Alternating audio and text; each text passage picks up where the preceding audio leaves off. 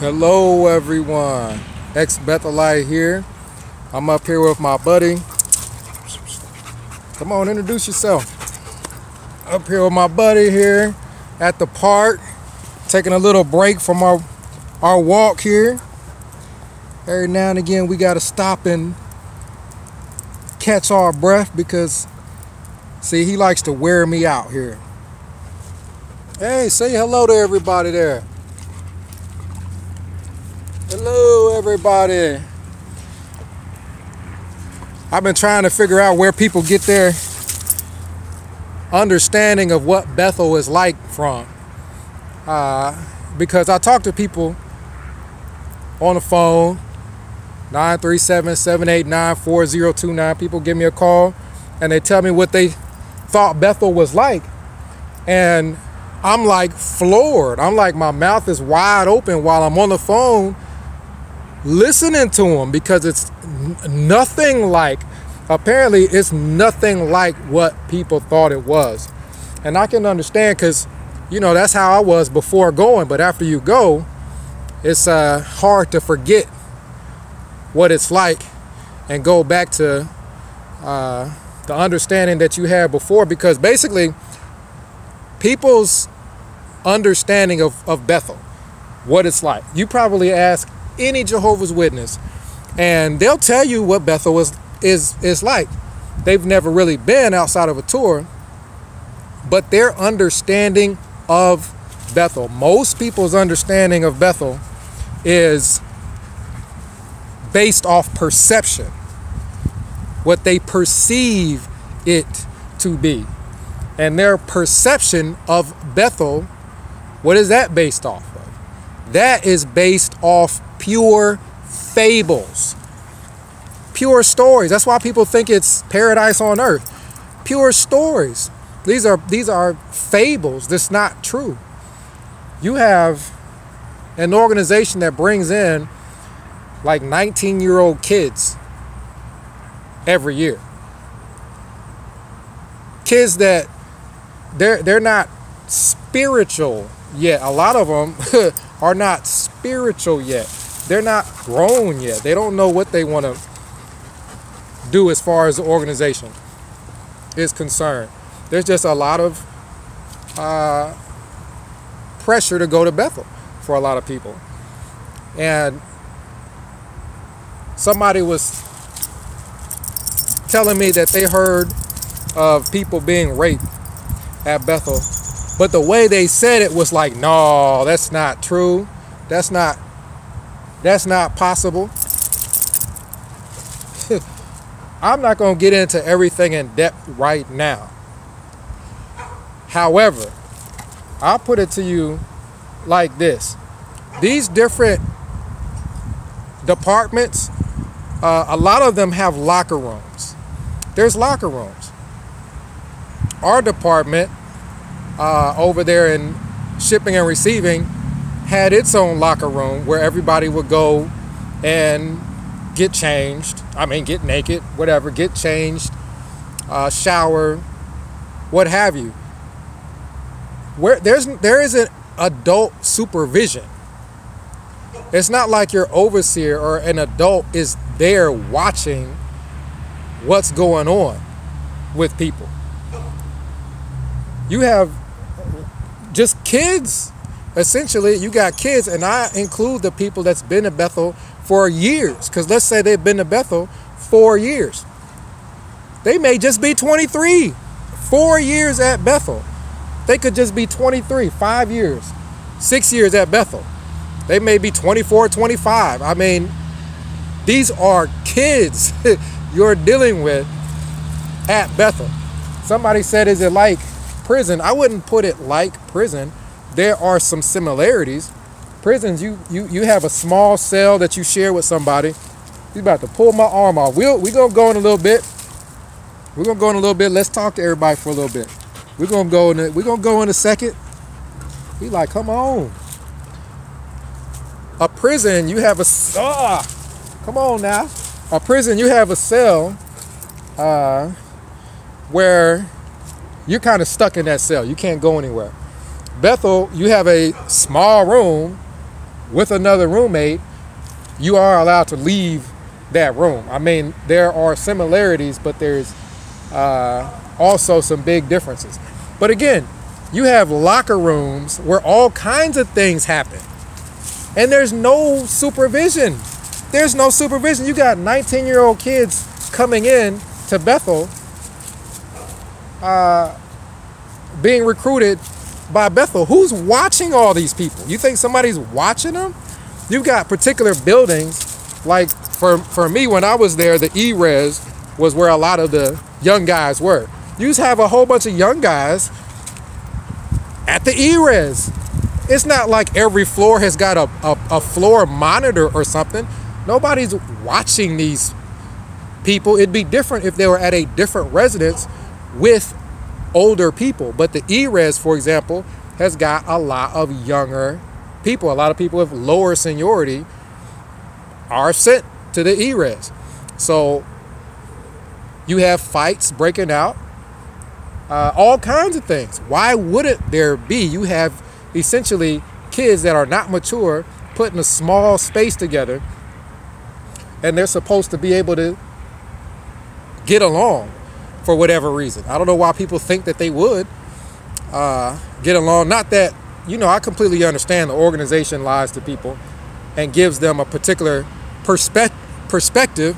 You may have read an article on Bethel, which was a pure fable. It is literally a story you read in a magazine. But I can understand why people think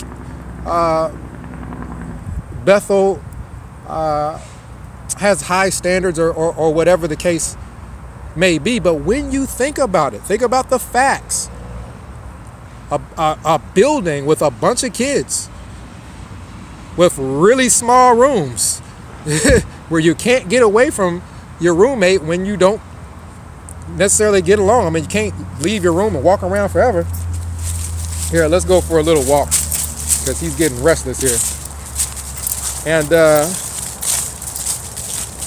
then you have the locker rooms where, again, fights happen, sexual things have happened in a locker room amongst males.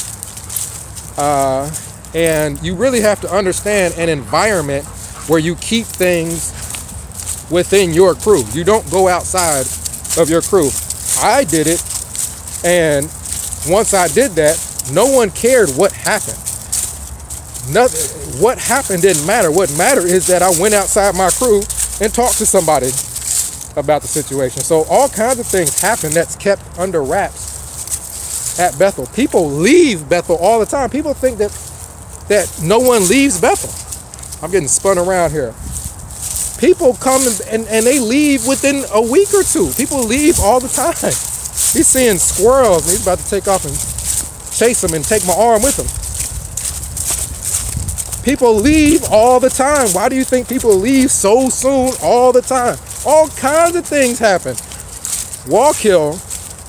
Now, as far as, again, I'm not going to get into too much detail right now, but sexual things that happen between older men and young 19, 20-year-old boys. Walk Hill has got cabins and other residences away from the main building. Bethel at Walk Hill, not Brooklyn, Walk Hill, they own virtually all the land over there. There are literal cabins where you can go, take friends, grill out, or what have you. I was invited to go, and there was an older guy invited me to go. I was new at Bethel. I didn't know anything that was going on. And so I go to the cabins, and I'm the only young guy there. I'm the only young guy there. There's me, I'm playing cards. There's the older guy that invited me sitting right next to me. And then on the other side of the table, there's a guy that I don't recognize and his wife sitting next to him. So, I mean, it's looking like we're a couple over here. Needless to say, I didn't stay after the card game because you get certain vibes. You get certain vibes from people after you've been around them for a little while. So I felt something was wrong there. And that's a pattern. This guy, you have guys who are older, in their 40s. They're not married. They don't show no interest in women. You don't hear about them dating or anything. You just see them with young guys, picking up young guys from their residence and taking them to the cabins. Think about it. Why wouldn't it happen? There's no reason whatsoever why it wouldn't happen. Nobody's watching any of these people. More so, nobody's watching these people because they assume nothing will happen. So all kinds of things are happening because it can't happen here, so nobody's protecting against it or even warning kids against it.